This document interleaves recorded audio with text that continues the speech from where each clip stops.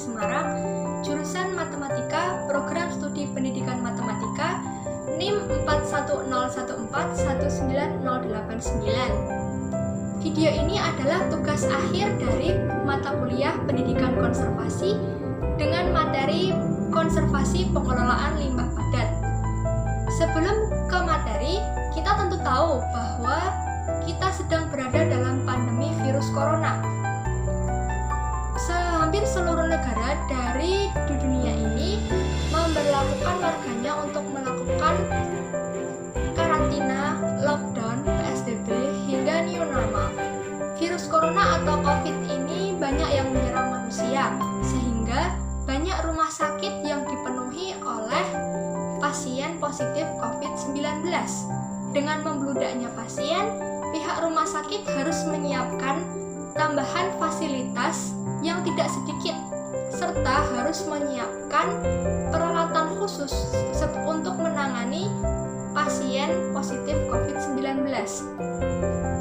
Peralatan tersebut seperti alat suntik, masker, disinfektan, APD atau alat pelindung diri, dan masih banyak lagi. Ternyata peralatan-peralatan tersebut banyak yang digunakan dalam sekali pakai. Perlengkapan sekali pakai tersebut kemudian menjadi limbah padat. Apa itu limbah padat? Limbah padat adalah sisa kegiatan industri ataupun aktivitas berbentuk padat. Sedangkan limbah padat rumah sakit adalah limbah rumah sakit yang berbentuk padat sebagai akibat dari kegiatan rumah sakit yang terdiri dari limbah padat non-medis ataupun limbah medis. Limbah medis adalah seperti limbah patologi, limbah infeksius, limbah sitotoksis, dan sebagainya. Sedangkan limbah non-medis adalah limbah yang berasal dari dapur, kantor, ataupun halaman rumah sakit.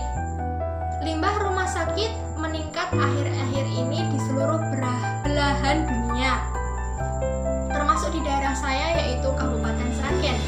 Salah satu rumah sakit Sragen yaitu RSUD Dr. Suhadi Priyonegoro Sragen menghasilkan 150 kg ataupun 1,5 kuintal limbah medis setiap hari yang meliputi bahan berbahaya dan beracun.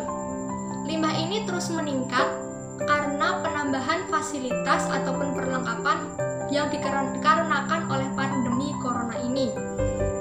RSUD sendiri sudah mengolah limbah tersebut dengan baik, seperti menghancurkannya menjadi pasir, kemudian dipadatkan dengan semen. Limbah di dalam rumah sakit tentunya sudah diolah dengan baik. Namun bagaimana dengan limbah yang berada di luar rumah sakit? Limbah rumah sakit yang berada di luar rumah sakit masih banyak yang belum tertangani dengan baik, bahkan ada yang dijual kembali secara ilegal. Hal tersebut tentunya menimbulkan pencemaran lingkungan dan membahayakan kesehatan makhluk hidup di sekitarnya. Oleh karena itu, kita sebagai masyarakat harus mampu saling membantu dalam pengelolaan limbah padat agar lingkungan tidak tercemar dan kesehatan tetap terjaga. Kita juga dapat melakukan langkah-langkah sebagai berikut, yaitu memisahkan sampah, masker, sarung tangan, sekali pakai, serta tisu, mengguntingnya, dan kemudian melarutkannya dalam larutan disinfektan, kemudian mengemasnya dalam kemasan khusus yang diberi tanda dengan tanda B3. Pemerintah juga dapat melakukan sosialisasi kepada masyarakat awam yang tidak tahu menahu tentang bahaya dari limbah rumah sakit. Kemudian membuat peraturan tegas bagi pihak-pihak yang tidak bertanggung jawab yang menyalahgunakan limbah rumah sakit. Sekian dari saya, thank you for watching. See you next time. Wassalamualaikum warahmatullahi wabarakatuh.